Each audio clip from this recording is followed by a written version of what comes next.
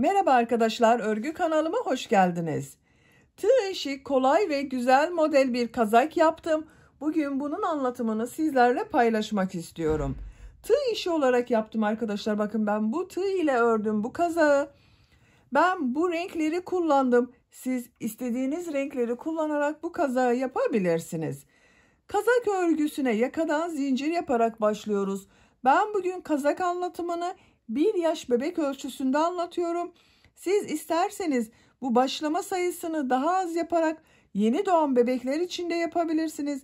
Veya daha büyük çocuklar için yapmak istiyorsanız da daha fazla sayıda başlayarak istediğiniz yaş çocuklarınız için ve yetişkinler için de yapıp kullanabileceğiniz kolay bir kazak modeli. İki renkli kullandım dedim arkadaşlar. Bakın bu şekilde bir iplik vardı. Bunu kullandım. İpliğin etiketi yok arkadaşlar. Markasını ve renk numarasını bilmiyorum. 200 gramlık bir iplikti bu. 200 gramlık iplikten bu kaldı. 150 gram 320 metre ipliğe ihtiyacınız var ana renk olarak. Diğer renklerinde az miktarda bir ipliğe ihtiyacınız var. 50 gram iplik olması yeterli. Bakın 5 renginden 50 gram iplik olması yeterli. Tığ olarak da 5 numara 3 milimetre tığ kullandım. Siz daha büyük numaralı tığ kullanırsanız yaptığınız ölçü benim yaptığım ölçüden daha büyük olacaktır. Daha küçük numaralı tığ kullanırsanız da yaptığınız kazak 3-6 aylık bebek için olacaktır arkadaşlar. Eliniz de sıkıysa benimle aynı sayıda başlarsanız bile sizin yaptığınız kazak örgüsü benim yaptığım ölçüden daha küçük olacaktır. Örgüye başlamadan önce bugünkü anlatacak olduğum kazağın ölçüsünü size söylüyorum arkadaşlar. Başlamadan fikriniz olsun. Kol altının buradan gövde genişliğini ölçüyorum. 27 santimetre. İnç olarak ölçüyorum arkadaşlar. Bakın ölçtüğüm zaman 10,5 inç. Yüksekliğini ölçüyorum. Kol altının gövde yüksekliğini ölçüyorum. 23 santimetre. İnç olarak 9 inç. Tam yüksekliğini ölçüyorum. Bakın omuzdan itibaren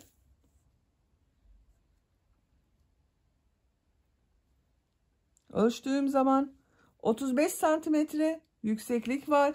Kol yüksekliğini ölçüyorum. Tam kol yüksekliğini ölçüyorum. Bakın yakayı başladığım yerden sonra 32 santimetre. Kol yüksekliğini ölçüyorum. Kol altından 20 santimetre. İnç olarak ölçüyorum. 8 inç. Yakasını da böyle gövde ile de uyumlu olsun diye iki renkli çalışmayı tercih ettim. Siz isterseniz tek renk yakada yapabilirsiniz. Yakadan düğmeli yaptım bakın. 2 tane de düğme kullandım arkadaşlar.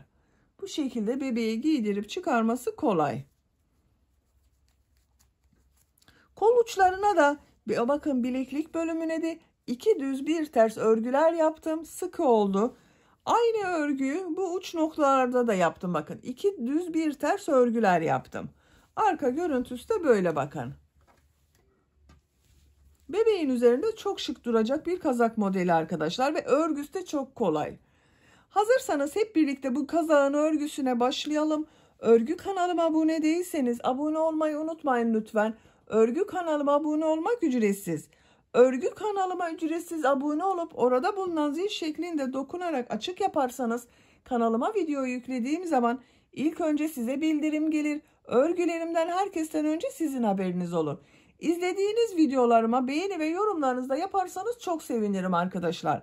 Örgü kanalıma ücretsiz abone olup beğeni ve yorumlarıyla da destek olan bütün arkadaşlara ayrıca teşekkür ederim. Hepinize kolay gelsin. İyi çalışmalar. Bugün örgüde ben iplik olarak bu 2 renk ipliği kullanıyorum. İpliklerin etiketi yok arkadaşlar. Renk numarasını soran çok arkadaş oluyor. Renk numaraları elimde yok. Bu 200 gramlık büyük bir yumaktı bakın. Ama renk numarası yok dediğim gibi. Kalınlık olarak da şu şekilde baktığınız zaman 320 metre ipliklerin kalınlığında arkadaşlar.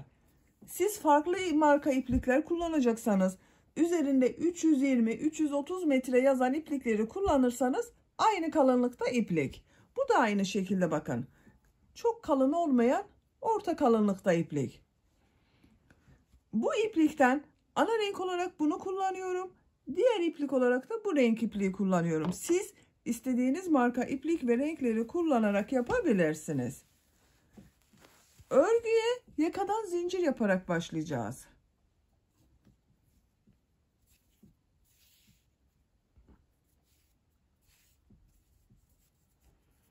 Tığ olarak da 3 mm tığ kullanıyorum. 5 numara 3 mm. İlk ilmeği ben bu şekilde yapıyorum. Size nasıl kolay geliyorsa ilk ilmeği öyle yapabilirsiniz. Zincirleri yapmaya başlıyorum.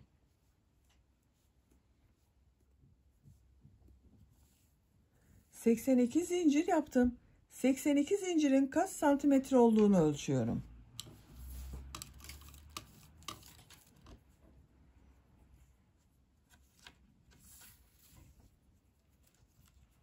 Örgüyü çektirmeden ölçüyorum. 33 santimetre zincir uzunluğu var arkadaşlar. Çok sıkı zincirler yapmadım bakın. Bu sırada bu zincirler üzerine trabzanlar yapacağız. Çok sıkı yapmazsanız bu zincirleri çok iyi olur. Bu trabzanları yaparken yaka ayrımlarında yapacağız. Ön bölümleri, kol bölümünü ve arka bölümü işaretleyeceğiz. 3 zincirde dönüş için yapıyorum. 1 2 3 85 zincir oldu bakın. Tığ üzerine iplik alıyorum. 3 ilmek atlıyorum. 1 2 3 4. ilmeğe trabzan yapıyorum. Bu 3 ilmek atladığımda bir trabzan bakın. 1 2 oldu. Ön bölüm için 10 trabzan yapıyorum. 1 2 3 4 5 6 7 8 9 10 trabzanı yaptım. 2 4 6 8 10. Bir zincir yapıyorum. Tığ üzerine iplik alıyorum. Arttırma yeri için bakın buraya 2 trabzan yapıyorum. Aynı ilmeğe yapmıyorum bakın. 1 yanında bulunan ilmeğe tekrar ikinci trabzanı yapıyorum. 2 trabzanı yaptım. Bir zincir yapıyorum. İpliği tığ üzerine alıyorum. Yanında bulunan ilmeğe kol bölümü için ilk trabzanı yapıyorum. Kol bölümü için 16 trabzan yapıyorum. 1 2 3 4 5 6 7 8 9 10 11 12 13 14 15 16. Kol bölümü için buraya 16 trabzan yaptım. Bakın bu bir zincirden sonra. Bir zincir yapıyorum. Tığ üzerine iplik alıyorum. Bu 2 ilmek üzerine trabzan yapıyorum. 1 2. Bir zincir yapıyorum. Arka bölüm için bakın yanında bulunan zincir üzerine trabzan yapıyorum. Arka bölüm için de 22 trabzan yapıyorum. 1 2 3 4 5 6 7 8, 9, 10, 11, 12, 13, 14, 15, 16, 17, 18, 19, 20, 21, 22.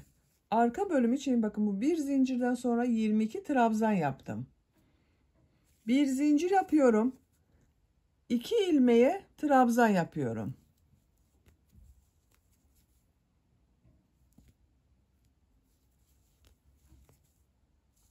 İki trabzan yan yana yaptım. Bir zincir yapıyorum. Kol bölümü için 16 trabzan yapıyorum.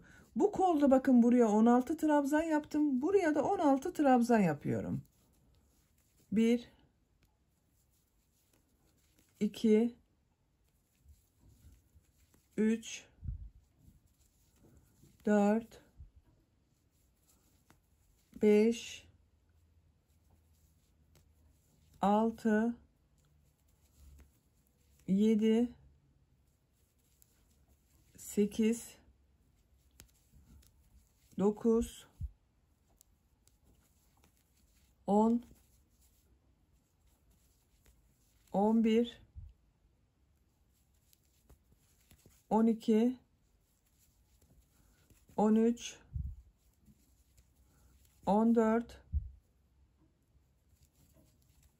15, 16. Kol bölümü için 16 trabzan yaptım. Bir zincir yapıyorum. Bakın 2 ilmeğe trabzan yapıyorum. 1, 2. Bir zincir yapıyorum. Ön bölüm içinde 10 trabzan yapıyorum. Bakın başlangıçta ön bölüm için 10 trabzan yaptım. Buraya da 10 trabzan yapıyorum. 1,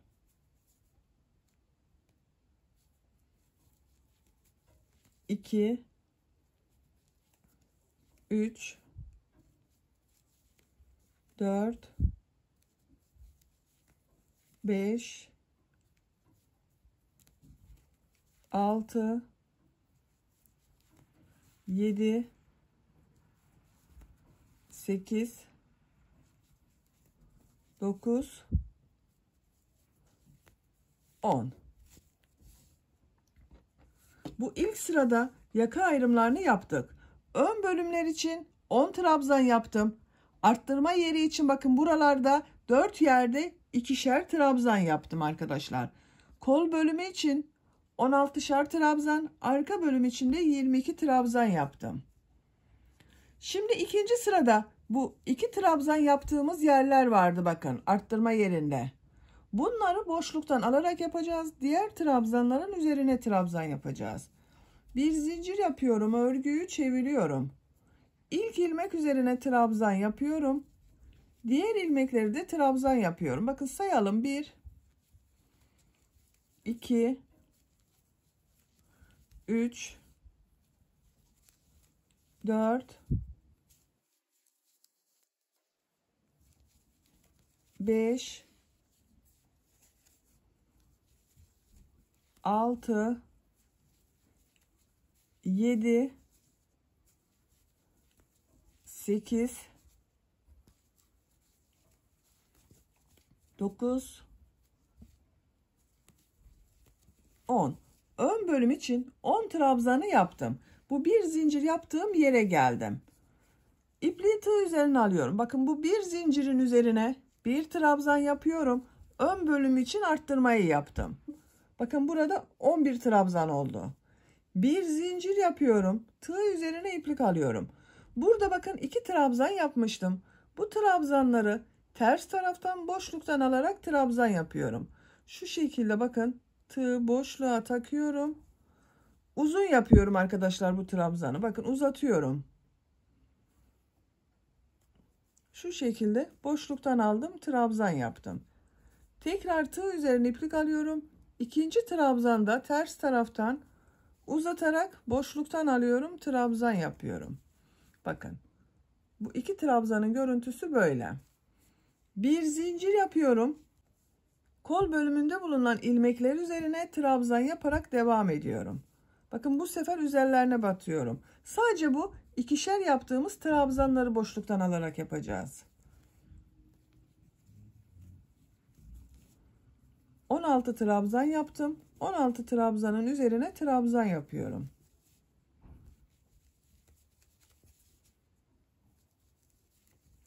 Bakın, bir zincir yaptığım yere geldim. Bu bir zincirin üzerine bir trabzan yapıyorum. Bir zincir yapıyorum.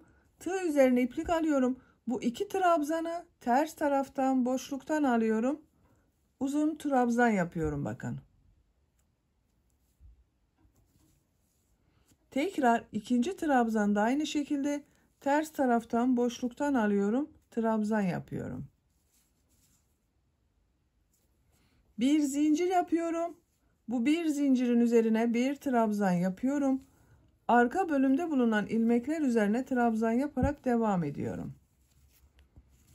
Bakın, boşluktan alarak yaptığımız yerlerde kabarık görünüyor arkadaşlar. Örgünün düz tarafı burası. Bu bir zincire kadar devam edelim. Arka bölümde trabzanları yaparak bu bir zincire kadar geldim. Bakın, arttırma yaptığım yerdeyim. Arka bölüm için bu bir zincire bir trabzan yapıyorum. Bir zincir yapıyorum. Bu iki trabzanı ters taraftan boşluktan alıyorum. Trabzan yapıyorum.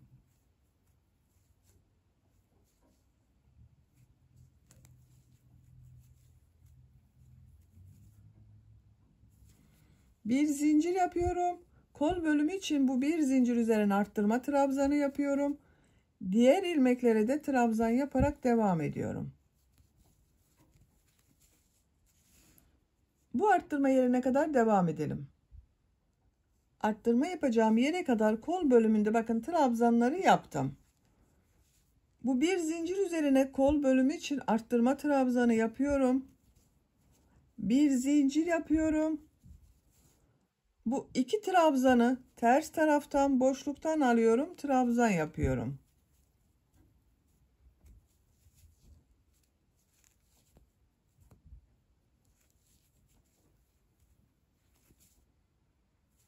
Bir zincir yapıyorum. Ön bölüm için bu bir zincirin üzerine bir trabzan yapıyorum. Diğer ilmekler üzerine trabzan yaparak devam ediyorum.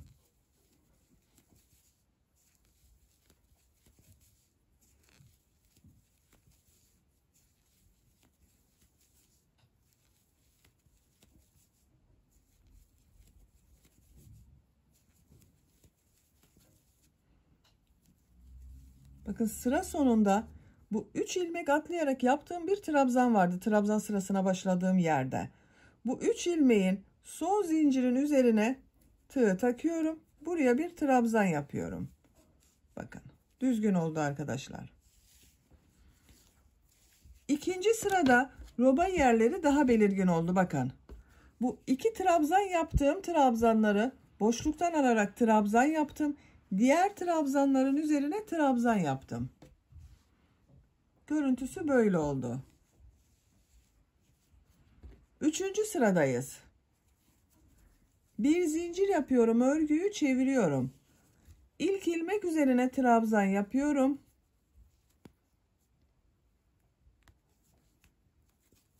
Diğer ilmekler üzerine de trabzan yaparak devam ediyorum. Bu bir zincir yaptığım yere kadar devam edelim.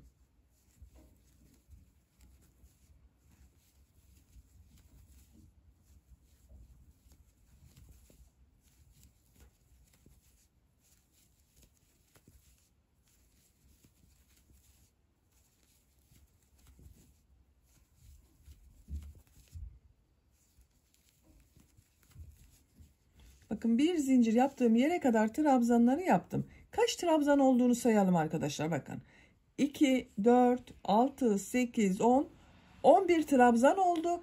Buraya da bir trabzan yapacağız. 12 olacak. Bakın, 10 trabzan ile başladım. İkinci sırada burada bir arttırma yaptım. 11 trabzan oldu. Üçüncü sırada ön bölümde 12 trabzan olacak. Bakın 12. trabzanı bu bir zincirin üzerine yapıyorum. Bir zincir yapıyorum. Tığ üzerine iplik alıyorum. Bakın bu sırada bu 2 trabzanı düz taraftan boşluktan alıyorum. Trabzan yapıyorum. Bu 2 trabzanı nasıl görüyorsan o şekilde boşluktan alarak trabzan yapıyoruz. İkinci trabzanda boşluktan aldım. Trabzan yaptım. Bir zincir yapıyorum. Bu bir zincirin üzerine kol bölümü için arttırma trabzanı yapıyorum.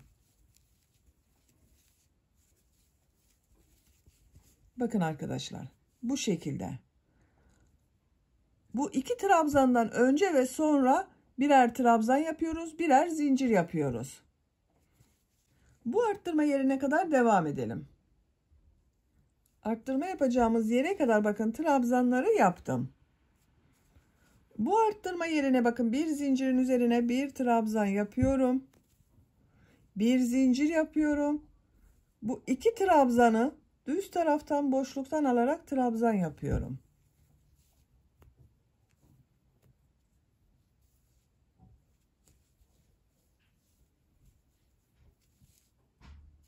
Bir zincir yapıyorum. Bir zincirin üzerine arttırma trabzanı yapıyorum. Diğer ilmeklere trabzan yaparak devam ediyorum. Bakın arkadaşlar. Buraya kadar devam edelim. Burada da yine bir zincirin üzerine bir trabzan yapalım. Bu 2 trabzanı boşluktan alıp trabzan yapalım. Bir zincir yapalım. Buraya arttırma trabzanı yapalım. Buraya kadar devam edelim. Burada da aynı şekilde bakın. Bir zincirlerin üzerine bir trabzan yapıyoruz. Bir zincir yapıyoruz. 2 trabzanı boşluktan alarak trabzan yapıyoruz. Sıra sonuna kadar tamamlayalım. Üçüncü sırayı sıra sonuna kadar tamamladım. Bakın bu arttırma yerlerinde de bu 2 trabzanlardan önce birer zincir yaptım. Birer trabzan yaptım arkadaşlar. Bu şekilde. Dördüncü sıradayız. Dördüncü sırayı örgünün ters tarafındayız bakın. Örgü bir zincir yaptım. Örgüyü çeviriyorum. İlk ilmek üzerine trabzan yapıyorum. Diğer ilmekleri de trabzan yaparak devam ediyorum.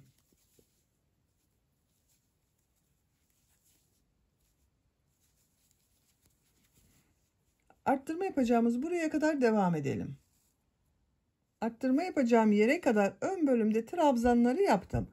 Bu bir zincir yaptığım yere geldim. Buraya ön bölüm için bir trabzan yapıyorum. Bir zincir yapıyorum. Örgünün ters tarafındayım. Bakın bu 2 trabzan diğer tarafta görünüyor. Örgünün ters tarafından boşluktan alıyorum. Trabzan yapıyorum. İkinci trabzanı da örgünün ters tarafından boşluktan alıyorum. Trabzan yapıyorum. 2 trabzanı bakın diğer taraftan boşluktan alarak trabzan yaptım. Bir zincir yapıyorum. Bu bir zincirin üzerine kol bölümü için bir trabzan yapıyorum. Diğer ilmekleri de trabzan yaparak devam ediyorum. Bakın arkadaşlar, bu arttırma yerlerinde burada yaptığımız 2 trabzanı boşluktan alarak trabzan yapıyoruz. Bir tarafta ters taraftan denk geliyor. Bakın bu sırada yaptığımız gibi. Düz tarafından yaparken düz taraftan denk geliyor. Bunları boşluktan alarak trabzan yapıyoruz. Bu 2 trabzandan önce bakın ve sonra birer zincir var. Birer de trabzan yapıyoruz buraya. Bu şekilde burada ve burada arttırmalar yaparak sıra sonuna kadar tamamlayalım. Dördüncü sırada da sıra sonuna kadar tamamladım. Bakın bu arttırma yerlerinde yine aynı şekilde zincir ve arttırmalarımı yaptım arkadaşlar.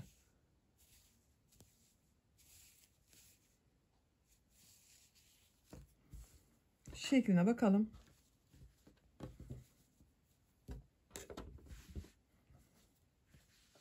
Açık olarak bakın görüntüsü böyle. Katladığımız zaman da bu şekilde görünüyor.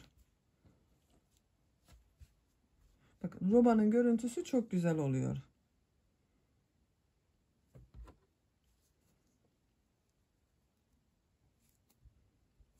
Beşinci sıradayız. Bir zincir yapıyorum. Örgüyü çeviriyorum. Örgünün düz tarafındayım. İlk ilmek üzerine trabzan yapıyorum. Diğer ilmekler üzerinde trabzan yaparak devam ediyorum. Arttırma yerine kadar trabzanları yapıyorum. Arttırma yerini burada bir defa daha yapalım. Takılan arkadaşlar olursa onlar için iyi olur.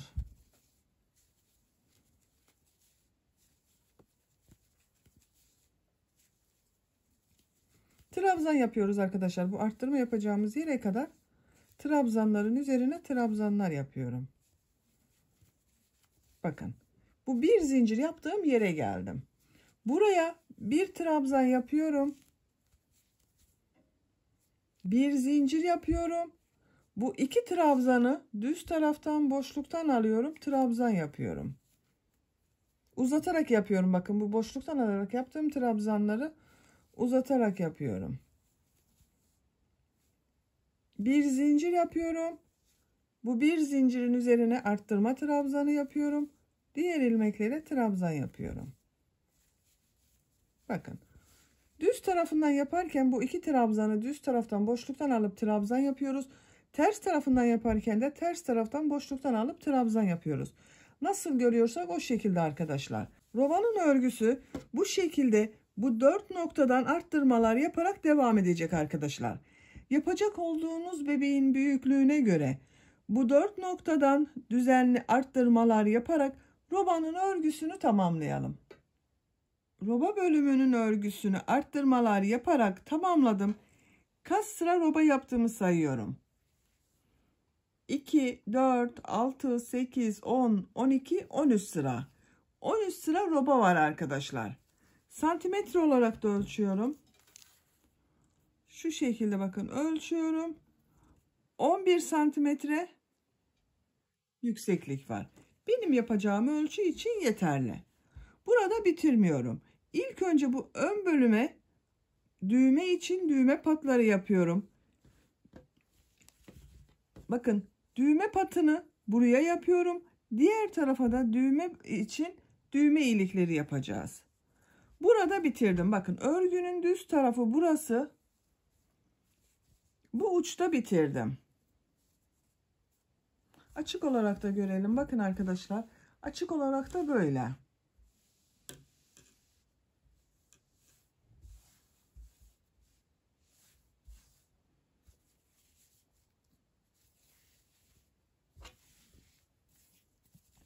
Sık iğne yapıyorum bir sıra.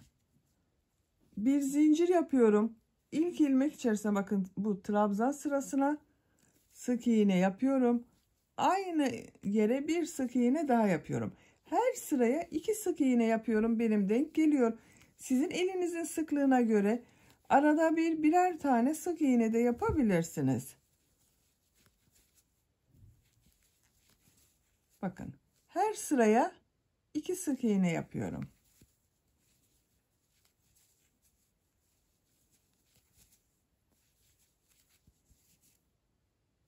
Yaka başlangıcına kadar devam edelim. Yaka başlangıcı yaptığım yere kadar bakın bir sıra sık iğne yaptım. Bir zincir yapıyorum. Örgüyü çeviriyorum. Sık iğnelerin üzerinden yarım trabzan yapıyorum. İlk ilmek üzerine yarım trabzan yapıyorum. Yarım trabzanı bakın bu şekilde yapıyorum. Tığ üzerine iplik alıyorum. Trabzan yapıyor gibi ilmek aldım. Bir defa da içinden çıkarıyorum bakın.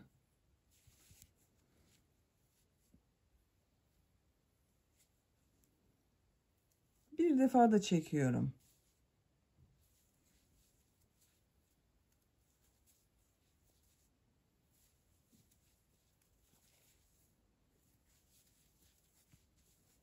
Yarım trabzanlar yapıyoruz. Sıra sonuna kadar devam edelim.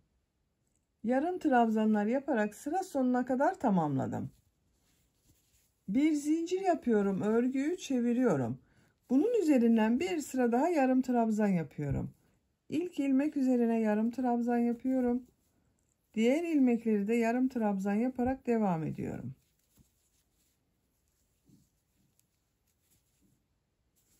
Sıra sonuna kadar devam edelim.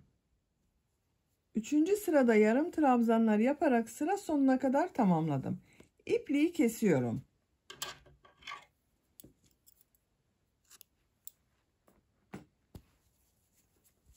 Bakın arkadaşlar, düğme dikeceğimiz patı hazırladık. Ben bugün bunu erkek bebek için yaptığımdan bakın burayı düz yaptım. Diğer tarafa düğme iliği yapıyorum. Siz bunu kız bebek için yapıyorsanız buraya düğme iliği, diğer tarafa düğme için düğme patı yapmanız iyi olacaktır. Düğme iliği yapacağım patı yaka başlangıcından başlıyorum. Bakın buradan başlıyorum.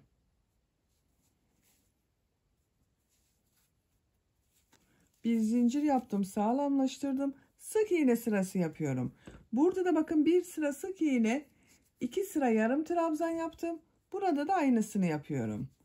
Bir sıra sık iğne yapıyorum.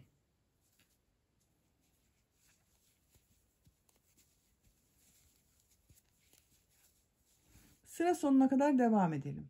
Diğer ön patta bakın sık iğne yaparak sıra sonuna kadar tamamladım. Bakın arkadaşlar. İkinci sıradayız. İkinci sırada yarım trabzanlar yapıyorum. Yarım trabzanları yaparken bu sırada düğme içinde düğme ilikleri yapıyorum. İşaret yapmak istiyorum bakın. İlk düğme iliğini bu yakanın başlangıcı olan buraya ben 2 düğmeli yapıyorum. Siz isterseniz daha sık yaparak 3 düğme de yapabilirsiniz. İkinci düğme iliğini buraya yapmak istiyorum. Bakın bu şekilde. 1-2 düğme için düğme iliklerinin yerini belirledim. Bir zincir yapıyorum, örgüyü çeviriyorum. Yarım trabzanlar yapıyorum.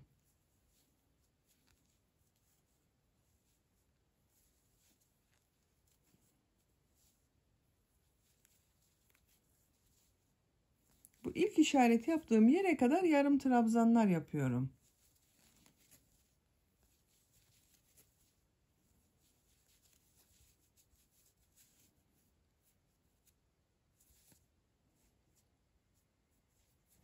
Bakın işaret yaptığım yere geldim. Bir tane daha yapıyorum. 2 zincir yapıyorum düğme iliği için. 2 ilmek atlıyorum. Bakın işaret yaptığım yerde 2 ilmek atlıyorum. 3. ilmek içine yarım trabzan yapıyorum. Düğme iliğini bakın yaptım. Diğer ilmekleri yarım trabzan yaparak devam ediyorum. Bu işareti yaptığım yere kadar yarım trabzanlar yapıyorum.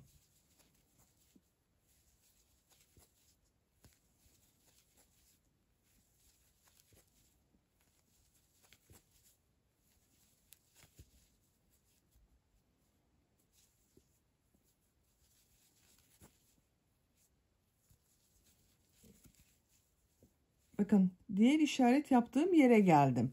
2 zincir yapıyorum düğme iliği için. Tığ üzerine iplik alıyorum. 2 ilmek atlıyorum. 3. ilmeğe yarım trabzan yapıyorum. Son ilmek içine de bir yarım trabzan yapıyorum. Bakın arkadaşlar düz tarafından böyle. Bir buraya düğme iliği yaptım. Bir de buraya düğme iliği yaptım. Bir zincir yapıyorum. Örgüyü çeviriyorum. Yine yarım trabzan sırası yapıyorum. İlk ilmek içine yarım trabzan yapıyorum. Bakın bu 2 zincir yaptığım yere 2 yarım trabzan yapıyorum. Diğer ilmekler üzerine birer defa yarım trabzan yapıyorum.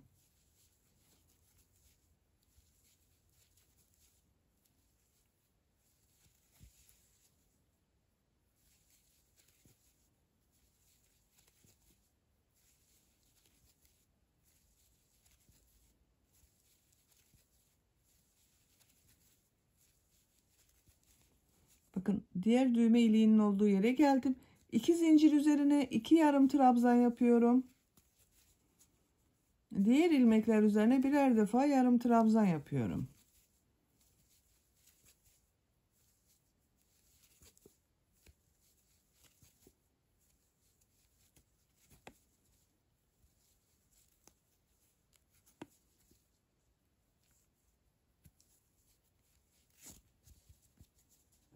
Bakın arkadaşlar. Düğme iliğinin olduğu yeri yaptık.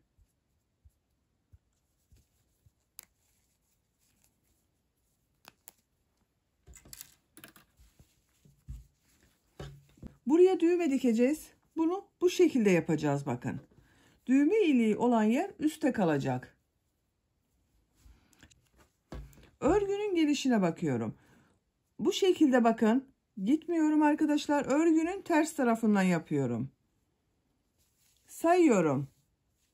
Bakın burada bulunan bu patları yaptığım yerde şu ilmeğe tığ takıyorum.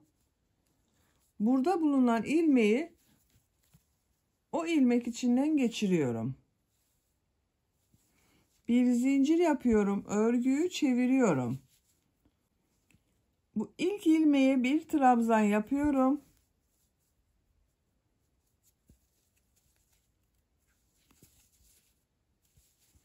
Diğer ilmekleri de trabzan yaparak devam ediyorum.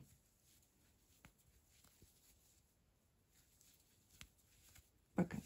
Burayı birleştireceğiz. Sıra sonunda arkadaşlar bunu şu şekilde birleştireceğiz trabzanlar yaparak.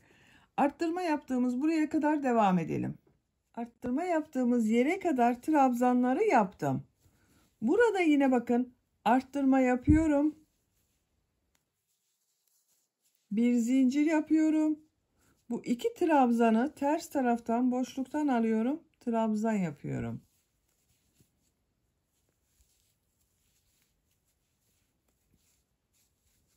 Bir zincir yapıyorum. Arttırma trabzanı yapıyorum. Diğer ilmeklere trabzan yaparak devam ediyorum. Yine arttırmalara devam ediyoruz arkadaşlar. Bakın kazağın şekli böyle.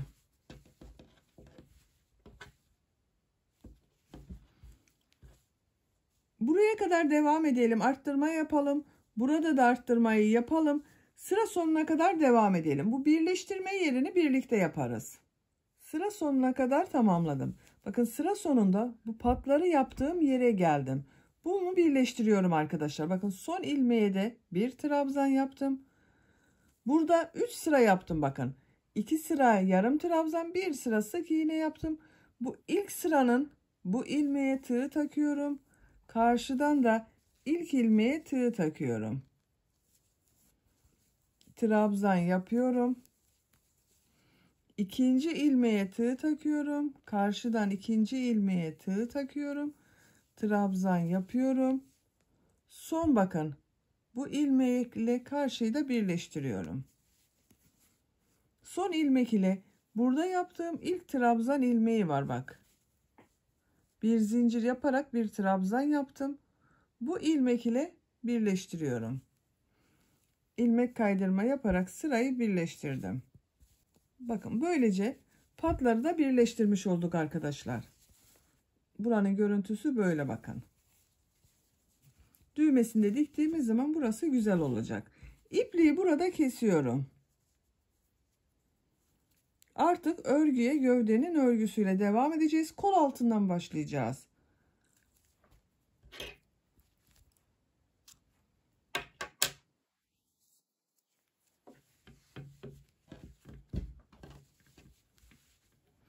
Bakın bu şekilde. Açık olarak da böyle oldu. Bir sıra yine trabzan sırası yaptım. Arttırma yerlerinde de arttırmaları yaptım. Burası ön bölüm. Şu şekilde bakıyorum. Şu kolun diğer tarafında olan bakın arka bölümün buradan ipliğin ucunu bağlıyorum. Bakın bu iki trabzanı boşluktan alarak yaptığım trabzanlar vardı. İkisinin ortasından bağlıyorum.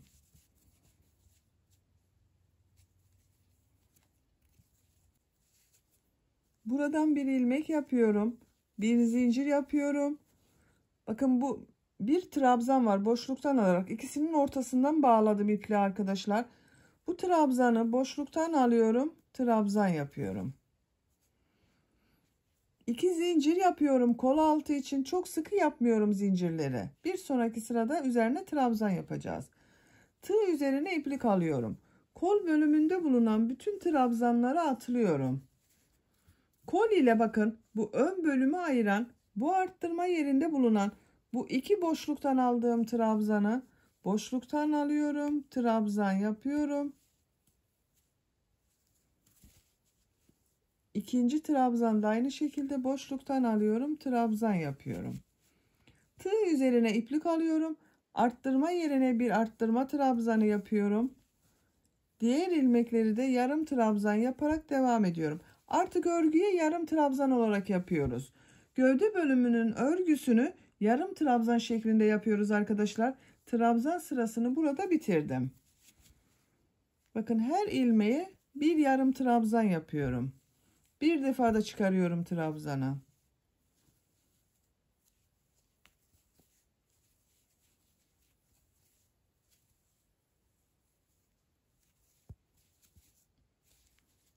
Bu şekilde devam edelim. Bakın bu ön patı birleştirdiğimiz yerde de her ilmek üzerine birer defa yarım trabzan yapacağız. Arttırma yerine kadar devam edelim. Ön bölümde bulunan ilmekler üzerine yarım trabzanlar yaparak arttırma yaptığım yere kadar tamamladım. Bakın burada bu arttırma yerine bir yarım trabzan yapıyorum. Bu iki trabzanı boşluktan alıyorum, trabzan yapıyorum.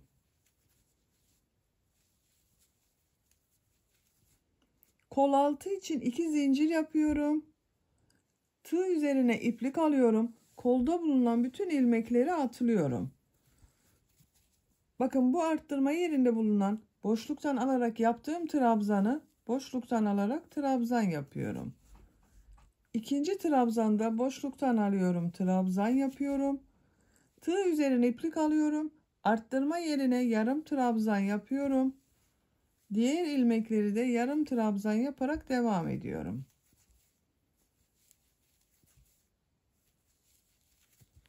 Bakın bu kol altında 2 zincir ile birleştirdik ön ve arka bölümü. Sıra sonuna kadar devam edelim. Arka bölümde de yarım trabzanları yaparak bakın arttırma yerine geldim arkadaşlar. Bu arttırma yerine bir yarım trabzan yapıyorum. Tığ üzerine iplik alıyorum. Bu trabzanı boşluktan alıyorum, trabzan yapıyorum. Bakın ilk trabzanı burada ilk başta boşluktan alarak trabzan yaptım. Bununla ilmek kaydırma yaparak sırayı birleştiriyorum. Bakın bu ikisi yan yana geldi. Bakalım. Kazağın görüntüsü bakın bu şekilde arkadaşlar. Kol altlarını ikişer zincir ile birleştirdik. Bu sırada da yarım trabzanlar yaptık. Dediğim gibi artık örgü yarım trabzan şeklinde devam edecek. Bir zincir yapıyorum. Aynı ilmek içine bir yarım trabzan yapıyorum. Bu kol altında 2 zincir yaptım. Bu zincirlerin her zincir üstüne 2 yarım trabzan yapıyorum. Arttırma yapıyorum. Bakın 1 2. İkinci zincir üzerine de 2 yarım trabzan yapıyorum. 1 2. Diğer ilmekler üzerine birer defa yarım trabzan yapıyorum.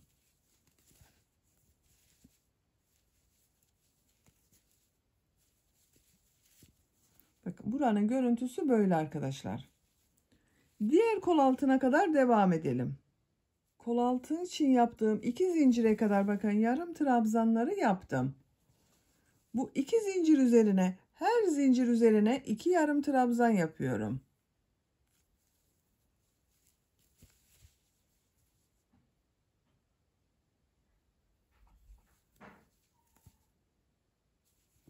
İkinci zincir üzerine de 2 yarım trabzan yapıyorum.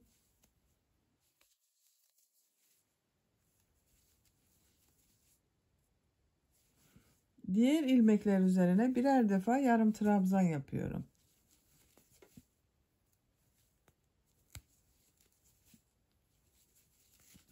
Bakın bu kol altı da böyle oldu arkadaşlar. Şöyle katladığımız zaman görüntüsü böyle. Sıra sonuna kadar devam edelim. Yarım trabzanlar yaparak sıra sonuna kadar tamamladım. Son ilmeği burada yaptığım bakın ilk ilmek vardı. Bir zincir yaparak yarım trabzan yaptım. Bu ilmek ile ilmek kaydırma yaparak sırayı birleştiriyorum. Tekrar bir kazağın şekline bakalım. Bakın arkadaşlar.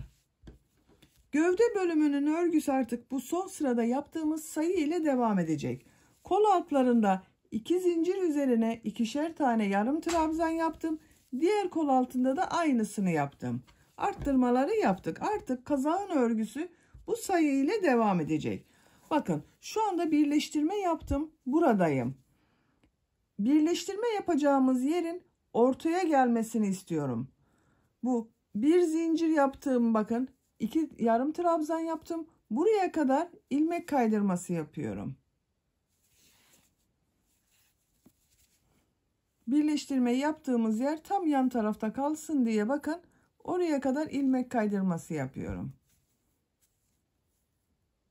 3 ilmek kaydırması yaptım arkadaşlar. Bakın tam ortaya geldim. Buradan itibaren artık bu ortadan devam edeceğiz birleştirmeye. Ben burada renk değiştirmek istiyorum. Bakın bu renk ile çizgiler yapmak istiyorum arkadaşlar. Siz tek renk yapıyorsanız burada bir zincir yapıp yarım trabzan şeklinde devam edebilirsiniz. Ben bu renk ile arada çizgiler yapmak istiyorum.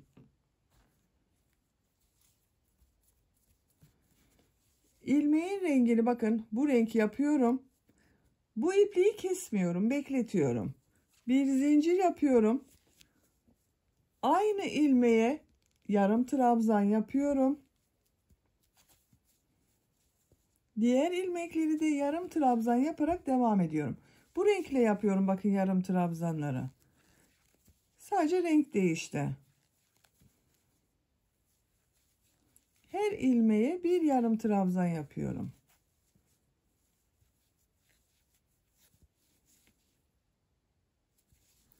Yarım trabzanlar yaparak sıra sonuna kadar devam edelim.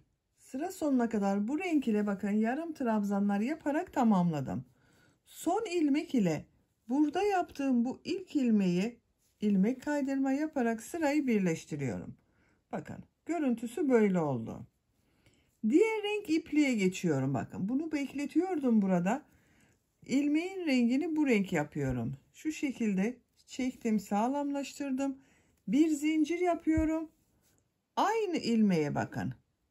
Yarım trabzan yapıyorum. Diğer ilmekleri de yarım trabzan yaparak devam ediyorum.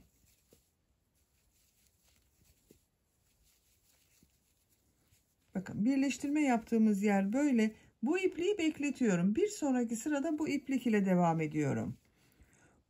Sıra sonuna kadar devam edelim. Sıra sonuna kadar tamamladım.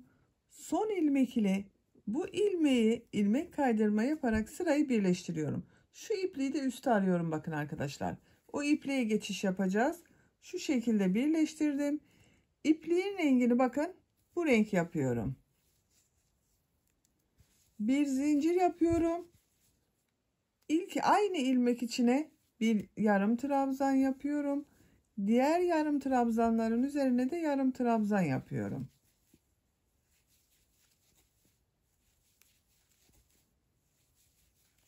Bakın bu şekilde çizgili örgü elde ediyoruz. Bu birleştirme yaptığımız yerde arttırma veya eksiltme yapmamaya dikkat edelim. Bakın arkadaşlar bu şekilde düzgün oluyor. Birleştirme yaptığımız yerde fazla belli olmuyor. Sıra sonuna kadar devam edelim. Sıra sonunda bu ilmek ile ilmek kaydırma yapıp birleştirelim. Bir zincir yapalım. Aynı ilmeğe bir yarım trabzan yapıyoruz. Bakın. Bu iki renkle gövde bölümünün örgüsü devam edecek arkadaşlar. Birkaç sırada sayıp yaparsanız daha düzgün olur. Arttırma veya eksiltme yapmadığınızı kontrol edebilirsiniz arkadaşlar. Bazı arkadaşlar burada fazladan arttırma yapıyorsunuz. Burasının görüntüsü eğik oluyor. Yorumlardan öyle sorular da geliyor bana, neden oldu acaba diye. Bu birleştirme yaptığınız yerde bir hata yapıyorsunuzdur arkadaşlar. Bakın benim gayet düzgün görünüyor. Eksiltme veya arttırma yapmadım.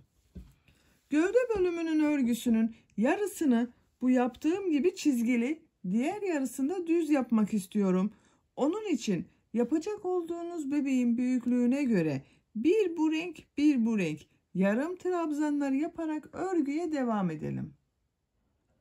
Gövde örgüsünü iki renkli olarak bakın ben bu kadar yaptım arkadaşlar. Bu renk ile kaç sıra yaptığımı sayıyorum. 1, 2, 3, 4, 5, 6, 7. Aralarda yine bakın ana rengi kullandım. Bu sıradan itibaren artık sadece ana rengi kullanarak örgüye devam ediyorum.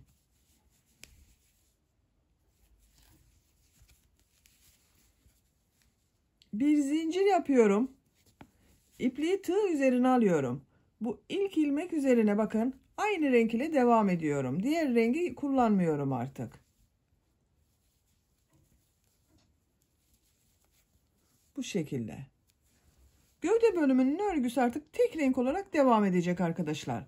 Birkaç sıra daha bu şekilde örgüye devam edelim. Gövde bölümünün örgüsünü bu renkli yaptığım sıradan sonra bakın yapacağım ölçüye göre düz renk ile devam ettim. Kol altından sonra kaç sıra yaptığımı sayıyorum arkadaşlar. 1, 2, 3, 4, 5, 6, 7, 8, 9, 10, 11, 12, 13, 14, 15, 16, 17, 18, 19, 20, 21, 22, 23, 24, 25, 26, 27, 28, 29, 30, 31, 32, 33. 33 sıra yarım trabzan sırası yaptım. Bu yükseklik benim için yeterli yapacağım ölçü için. Santimetre olarak da ölçüyorum. Ölçtüğüm zaman şöyle 19 santimetre yükseklik var. Burada bitirmiyorum. Bu uç bölüme bu renk ile lastik örgüsü yapıyorum arkadaşlar. Bakın buraya kadar 3 milimetre tığ kullandım. Lastik örgüsünü biraz daha toplu dursun diye 2,5 milimetrelik tığ kullanıyorum. Tığ numarasını küçülttüm.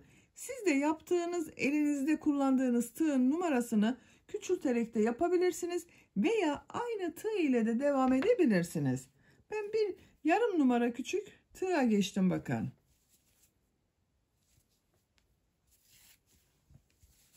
Burada ilmeğin rengini bu renk yapıyorum. Bir zincir yapıyorum. Aynı ilmek içine trabzan yapıyorum.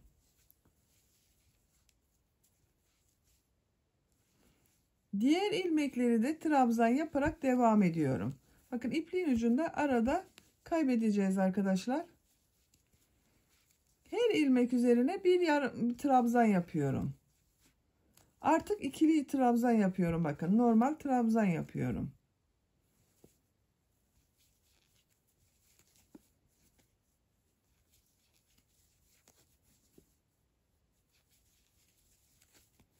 Bu şekilde. Sıra sonuna kadar devam edelim. Trabzanlar yaparak sıra sonuna kadar tamamladım. Son ilmek ile ilk ilmeği ilmek kaydırma yaparak sırayı birleştiriyorum. Bakın burayı birleştirdim. Bir sıra trabzan sırası yaptım. Şimdiki sırada bu yaptığım trabzanları 2 düz 1 ters boşluklardan alarak trabzan yapıyorum. 2 zincir yapıyorum. Bakın bu iki trabzanı düz taraftan boşluktan alıyorum. Trabzan yapıyorum. 1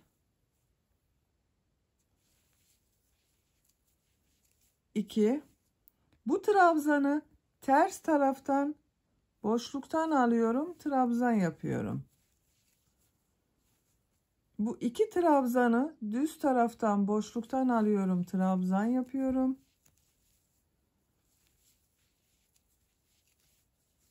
Bu trabzanı ters taraftan boşluktan alıyorum. Trabzan yapıyorum.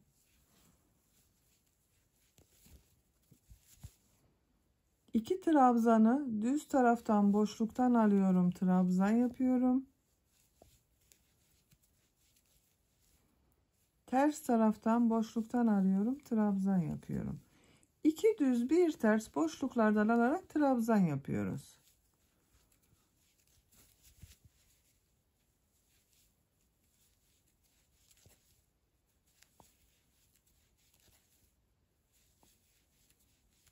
Bakın.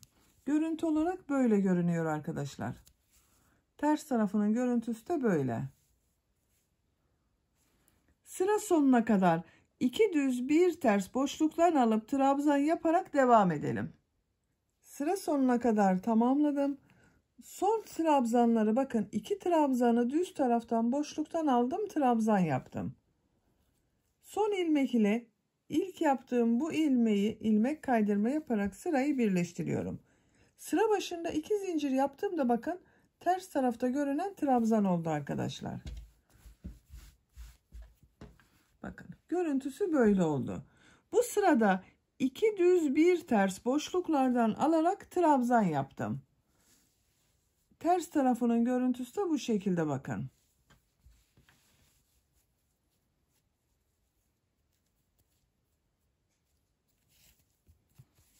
İki zincir yapıyorum. Bu iki zincirler ters tarafta görünen trabzan oluyor. Bu sırada bu boşluktan alarak yaptığım trabzanları nasıl görüyorsam o yönde boşluktan alarak trabzan yapıyorum. Bakın bu iki trabzan düz görünüyor. Düz taraftan boşluktan alıyorum, trabzan yapıyorum.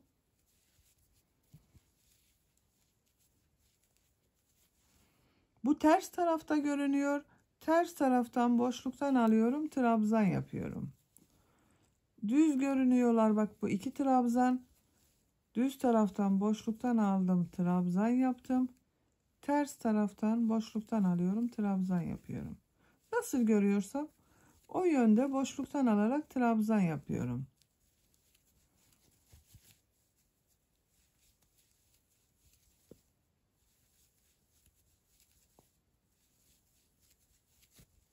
Bakın arkadaşlar. Sıra sonuna kadar devam edelim. Sıra sonunda ilmek kaydırma yapalım, birleştirelim. Bir sonraki sırada yine nasıl görüyorsan o şekilde boşluktan alarak trabzan yapalım. Tercihinize göre bu iki düz bir ters boşluktan alarak yaptığımız örgüleri istediğiniz kadar sıraları tekrarlayarak tamamlayalım. Kazağın lastik örgüsünü 5 sıra olarak tamamladım. Sıra sonunda ilmek kaydırma yaparak birleştirdim. İpliği kesiyorum.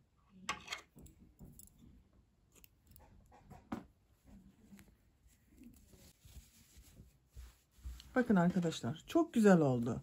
2 düz 1 ters boşluktan alıp trabzan yaptım. Görüntüsü bu şekilde bakın.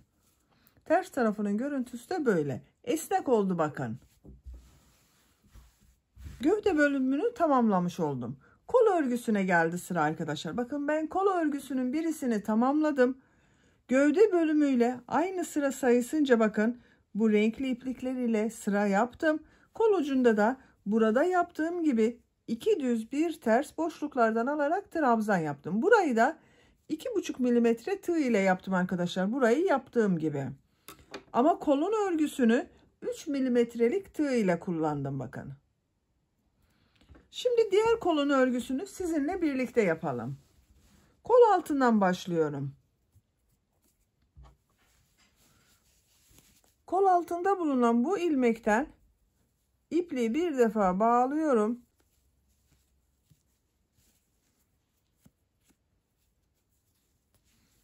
Yarım trabzanlar yapıyorum. Bakın gövdenin örgüsünde bu trabzan sırasından sonra 2 sıra yarım trabzan yaptım. Sonra bu çizgilere geçtim arkadaşlar.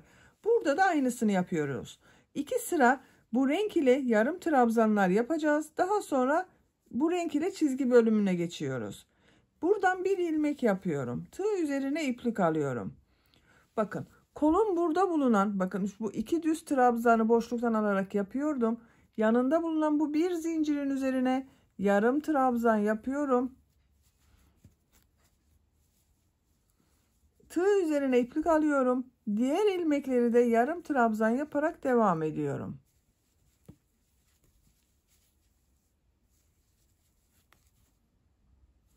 Sıra sonuna kadar devam edelim. Kol çevresinde yarım trabzanlar yaparak bakın sıra sonuna kadar tamamladım.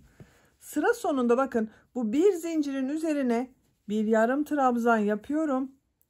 Siz kol geniş olsun derseniz arkadaşlar bakın bu bir zincirin üzerine buraya ve sıra başında yaptığımız bu bir yarım trabzanı 2 yarım trabzan olarak yapabilirsiniz. Ben bir yarım trabzan yapıyorum. Bu son ilmek ile burada başladığım bakın ilmek kaydırması yaparak bitiriyorum.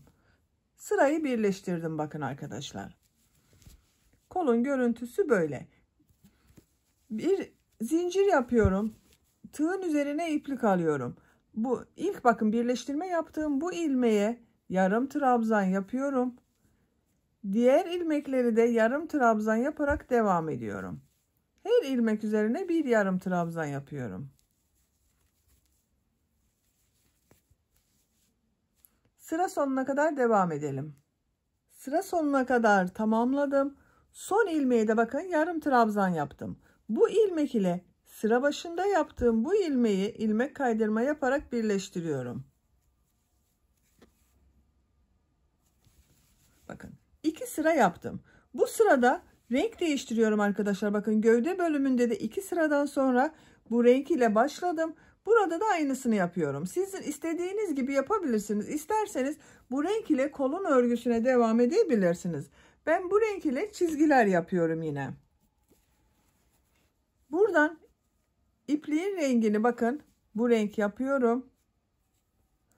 Bu ipliği kesmiyorum. Bir sonraki sırada bununla devam ediyorum. Bir zincir yapıyorum. Bu ilk ilmek üzerine yarım trabzan yapıyorum. Bu bir sırada kaç yarım trabzan yaptığımı soran arkadaşlar oluyor. Arkadaşlar benim bu bir sıra üzerinde 45 yarım trabzan oldu. Diğer ilmekleri de yarım trabzan yaparak devam ediyorum.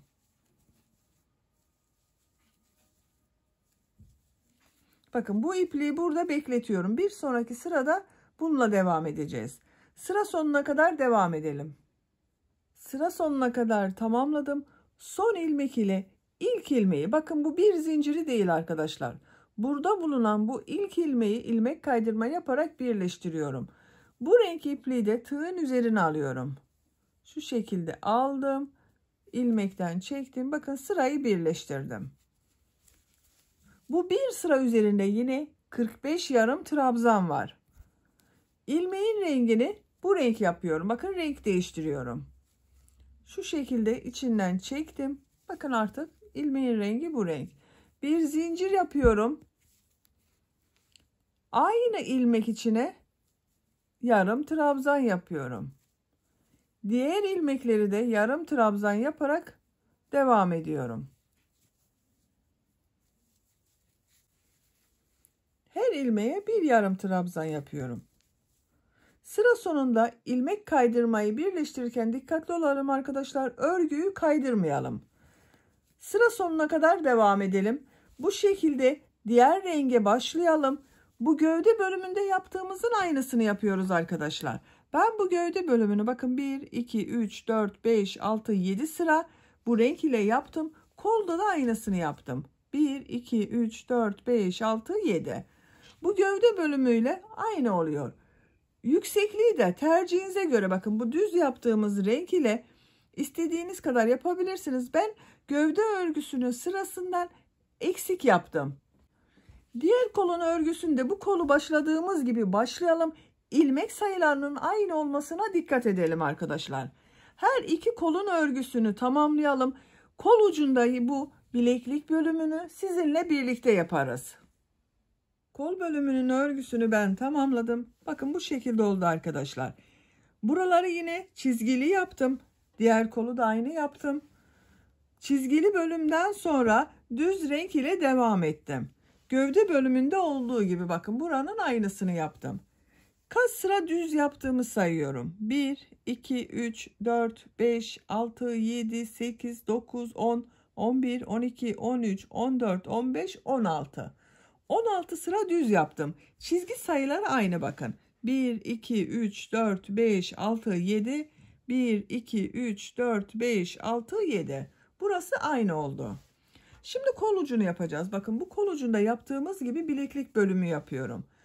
Kolun örgüsünü 3 milimetre tığ ile yaptım. Bunu bırakıyorum. 2,5 milimetre tığ başlıyorum arkadaşlar.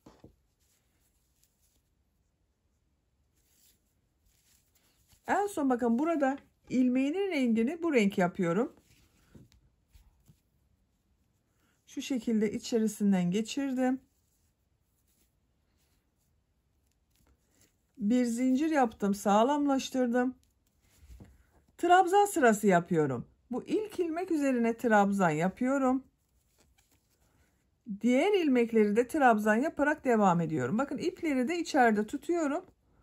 Kaybediyorum arkadaşlar. Görünmesini engelliyorum.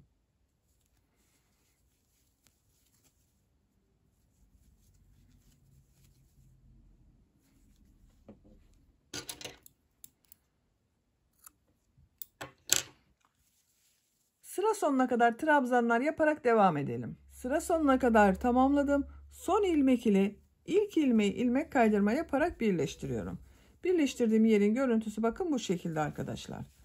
Görüntüsüne bakıyorum. Bakın küçük numaralı tığ ile yaptığım için kol bölümü toplayacak arkadaşlar. Bakın diğer kol bölümü de dar oldu. Siz küçük numaralı tığ yerine yine örgüyü yaptığınız tığ ile devam edebilirsiniz. 2 zincir yapıyorum. Burada yaptığımız gibi bakın 2 düz 1 ters boşluklardan alarak trabzan yapacağız. İlk trabzanı düz taraftan boşluktan alıyorum, trabzan yapıyorum. İkinci trabzanı düz taraftan boşluktan alıyorum, trabzan yapıyorum. Bu trabzanı ters taraftan boşluktan alıyorum, trabzan yapıyorum. 2 trabzanı düz taraftan boşluktan alıyorum, trabzan yapıyorum. Siz aynı tığ ile devam ediyorsanız, kol bölümünün de biraz bileklik bölümünün dar olmasını istiyorsanız, bakın bu ters taraftan yaptığımız trabzanları şu şekilde 2 trabzanı birlikte alarak arada kesmeler yapabilirsiniz arkadaşlar. Bakın 2 trabzanı düz boşluktan alıp trabzan yapıyorum. Bir trabzanı ters taraftan boşluktan alıyorum, trabzan yapıyorum. Bu 2 trabzanı ters taraftan boşluktan alıp yaparsanız bileklik bölümü daha dar olacaktır. Ama daha küçük numaralı tığ kullanıyorsanız bunda gerek yok arkadaşlar. Sıra sonuna kadar devam edelim. 2 düz 1 ters boşluktan alıp trabzan yaparak buraya kadar tamamladım. Sıra sonunda 1, 2, 3, 4 trabzan kaldı. Burada bir trabzan fazla geliyor arkadaşlar. Onun için örgünün ters tarafından bu 2 trabzanı birlikte alıyorum. Trabzan yapıyorum. Son 2 trabzanı düz taraftan boşluktan alıyorum, trabzan yapıyorum. Örgünün düzgün görünmesi için buradan bir kesme yaptım. Son ilmek ile ilk ilmeği ilmek kaydırma yaparak birleştiriyorum. Bakın bu sırada 2 düz 1 ters boşluktan alıp trabzan yaptık. İlk sırada kaç trabzan yaptığımı söylemeyi unuttum. Kol ile aynı arkadaşlar. 45 trabzan var. Bakın 1, 2, 3, 4, 5, 6, 7, 8, 9, 10, 11, 12, 13, 14, 15 tane 2 tane düz taraftan aldığım trabzan grubu oldu arkadaşlar.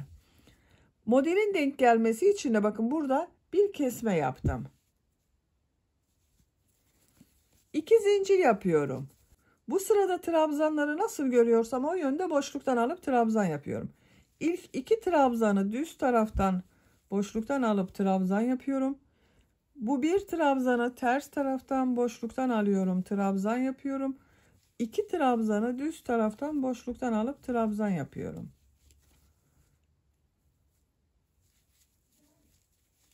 Sıra sonuna kadar devam edelim. Sıra sonuna kadar tamamladım. Son ilmek ile ilk ilmeği ilmek kaydırma yaparak birleştiriyorum. 2 zincir yapıyorum. Bir sıra daha nasıl görüyorsam o yönde boşluktan alıp trabzan yapıyorum. 2 trabzanı düz taraftan boşluktan alıp trabzan yapıyorum. Bir trabzanı ters taraftan boşluktan alıp trabzan yapıyorum.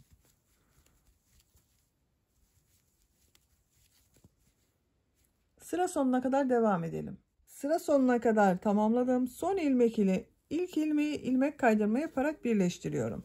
Burada ipliği kesiyorum arkadaşlar. Bakın 1, 2, 3, 4 sıra oldu. İpliği kesiyorum.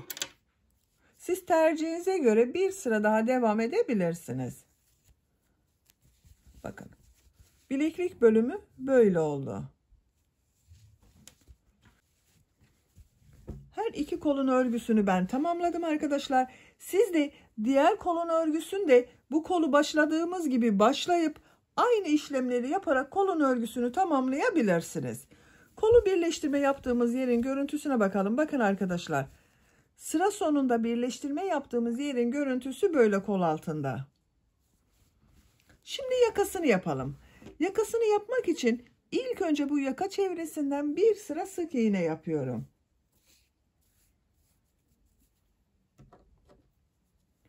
Uç noktadan başlıyorum. Bakın buradan başlıyorum.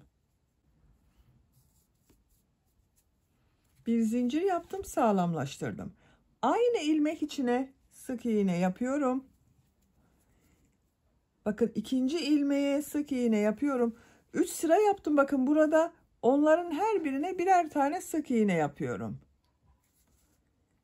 Diğer ilmekler üzerine de sık iğne yaparak devam ediyorum. Yaka başlangıcında yaptığımız zincirlerin üzerinden sık iğne yapıyoruz bakın. Sık iğneler yaparak sıra sonuna kadar devam edelim. Yaka çevresinde sık iğne yaparak bakın diğer uç noktaya kadar tamamladım. İpliği burada kesiyorum.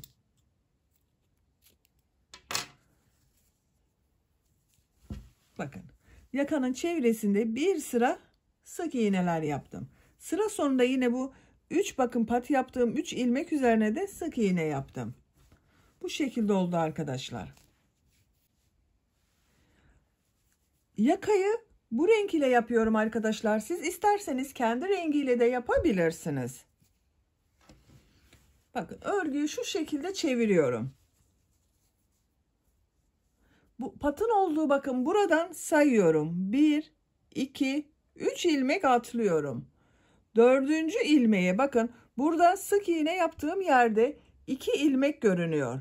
Bu 2 ilmekten dış tarafta görünen şu ilmeğe tığ takıyorum. Buradan bir ilmek yapıyorum. Bir zincir yaptım, sağlamlaştırdım. Tığ üzerine iplik alıyorum. Aynı ilmeğe trabzan yapıyorum. Yakanın örgüsünü trabzan olarak yapıyorum. İkinci ilmeğe bakın. İkinci ilmeği de ilk ilmekte yaptığım gibi burada görünen 2 ilmek var. Bunu şu ikinci ilmekten alıyorum arkadaşlar. Dış tarafta görünen ilmeği. İpliğin ucunda içeride tutuyorum. Trabzan yapıyorum. İlmekten alıyorum. Tek ilmekten alıyorum. Trabzan yapıyorum. Şu tek ilmekten alıyorum bakın. Trabzan yapıyorum.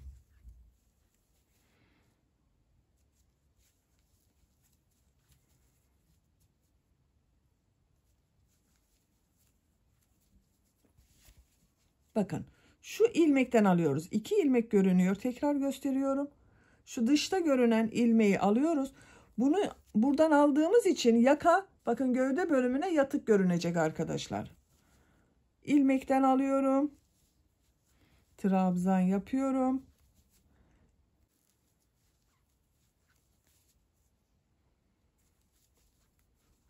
Yakanın daha rahat olabilmesi için bakın bu arttırma yaptığımız yerler vardı. Burası, burası, burası ve burası. Buralarda birer ilmek üzerine 2'şer tane trabzan yapıyorum ben. Bakın bu ilk arttırma yaptığımız, ayrım yaptığımız yere geldim. Burada bu ilmek üzerine 2 trabzan yapıyorum. Bakın 1, aynı ilmeğe bir trabzan daha yaptım. Diğer ilmeklere birer defa trabzan yapıyorum. Bu şekilde. Dediğim gibi sadece bu ayrım yaptığımız bakın bu arttırma yerlerinde 2'şer defa trabzan yapacağız bir ilmek üzerine. Sıra sonuna kadar trabzan yaparak devam edelim. Bakın sıra sonunda 1, 2, 3 ilmek kalacak. Buraya kadar devam edelim. Sıra sonuna kadar ilmeklerden alıp trabzan yaparak tamamladım. Bakın bu arttırma yerlerinde bir ilmeğe 2 trabzan yaptım. Burada da aynı şekilde bir ilmeğe 2 trabzan yaptım. Yaka ayrımı yaptığımız yerlerde birer ilmeğe 2'şer trabzan yaptım. Diğerlerine birer defa trabzan yaptım. Yakanın örgüsünü ben buraya da uyumlu olsun diye çizgi çizgi yapmak istiyorum arkadaşlar. Bir sıra bu renk, bir sıra ana rengimizden yapıyorum. Bakın şimdiki sırada trabzan sırasını bu renk ile yapıyorum. Siz isterseniz tek renk olarak da devam edebilirsiniz. İlmeğin rengini bu renk yapıyorum. Bir zincir yapıyorum, sağlamlaştırıyorum. Tığ üzerine iplik alıyorum. Örgüyü çeviriyorum. Trabzan sırası yapıyorum. İlk ilmek üzerine trabzan yapıyorum. Bakın ipliğin ucunda içeride tutuyorum. Burada görünmeyecek arkadaşlar. Diğer ilmekler üzerine de trabzan yaparak devam ediyorum. Her ilmek üzerine bir trabzan yapıyorum.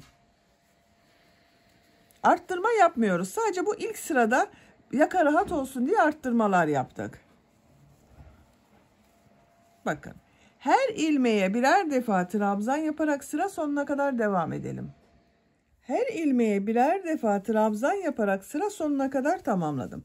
Bakın arkadaşlar, bu renk ile de bir sıra trabzan sırası yaptım. Tekrar renk değiştiriyorum burada. Bu renk ile ilmek yapıyorum.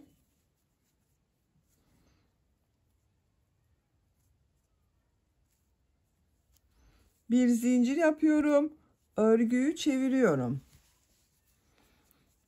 İlk ilmek üzerine trabzan yapıyorum. Bakın ipliğin ucunda içeride tutuyorum arkadaşlar. Burada görünmüyor kestiğimiz ve bağladığımız ipliğin ucu. Diğer ilmeklere de birer defa trabzan yapıyorum.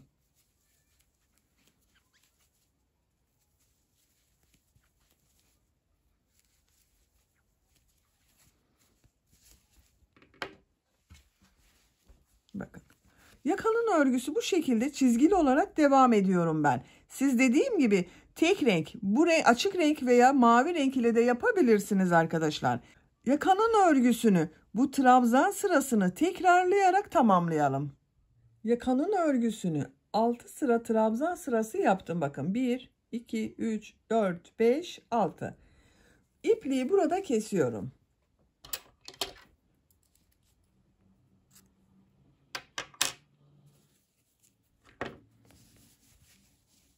Bakın arkadaşlar, bu 6 sıra benim yapacağım ölçü için yeterli. Siz isterseniz bir sıra daha yapabilirsiniz veya bir sıra önceden de bırakabilirsiniz. 3 sıra bakın bu mavi renk ile yaptım. 3 sırada bej rengi yaptım.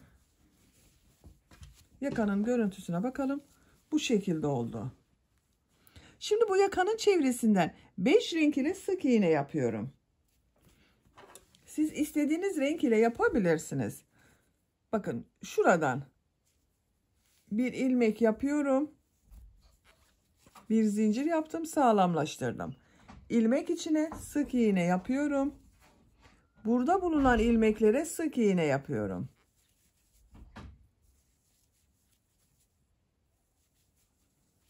Yakanın çevresinden sık iğneler yapıyoruz. Dönüş yaptığımız yerlerde bakın ilmekler görünüyor zaten arkadaşlar.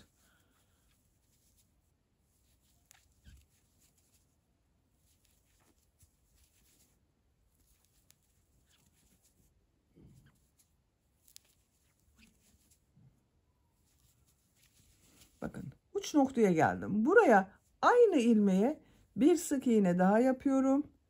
Diğer ilmeklere sık iğne yaparak devam ediyorum.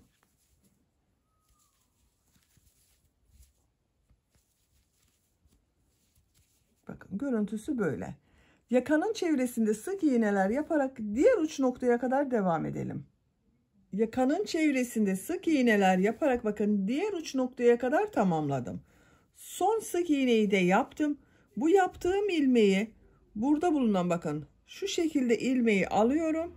İlmek kaydırma yapıyorum. Yakayla tam olarak birleştiriyorum. İpliği kesiyorum.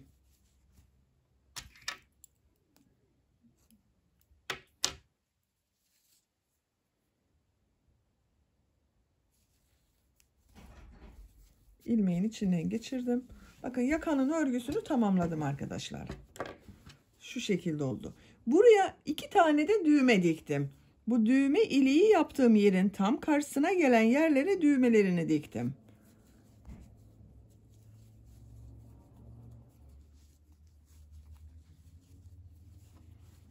Bakın, düğmesini taktığım zaman yaka daha güzel görünecektir. Yakanın örgüsü böyle oldu. Ben bugün çizgili çalışmayı tercih ettim. Dediğim gibi siz sade renkte yapabilirsiniz. Bakın çok güzel oldu arkadaşlar. Çok şık ve güzel bir kazak oldu. Buranın örgüsünün görüntüsü böyle. Arka bölümün görüntüsü de bakın bu şekilde. Kol uçları da böyle oldu.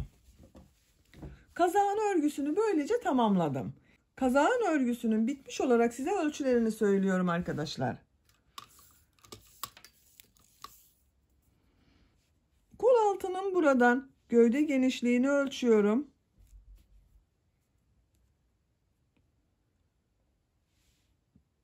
27 santimetre. İnç olarak ölçüyorum. 10,5 inç bakın. Yüksekliğini ölçüyorum. Kol altının buradan gövde yüksekliğini ölçüyorum. 23 santimetre. İnç olarak ölçüyorum. 9 inç. Tam yüksekliğinde ölçüyorum arkadaşlar. Bakın gövdenin omuzdan itibaren uç noktaya kadar olan yükseklik 35 santimetre. Kol yüksekliğini ölçüyorum. Kol altının buradan yükseklik 20 santimetre. Tam kol yüksekliğini ölçüyorum. Yakayı başladığımız bakın buradan itibaren 32 santimetre. Bu ölçüde 1 yaş bebek için güzel bir ölçü. Kazağın örgüsünde iplik olarak da bakın 200 gramlık ip vardı. Bu kaldı arkadaşlar. 150 gram kadar iplik kullandım bunda. Böylece bir örgü anlatımının da sonuna gelmiş oldum. Beni dinlediğiniz ve izlediğiniz için hepinize çok teşekkür ederim. Örgü kanalıma abone değilseniz abone olmayı unutmayın lütfen. Örgü kanalıma abone olmak ücretsiz. Örgü kanalıma ücretsiz abone olup orada bulunan zil şeklinde dokunarak açık yaparsanız kanalıma videoyu yüklediğim zaman ilk önce size bildirim gelir. Örgülerimden herkesten önce sizin haberiniz olur. İzlediğiniz videolarıma beğeni ve yorumlarınızı da yaparsanız çok sevinirim arkadaşlar. Sizlerle yeni örgülerde görüşmek dileğiyle. Hoşça kalın, sevgiyle kalın.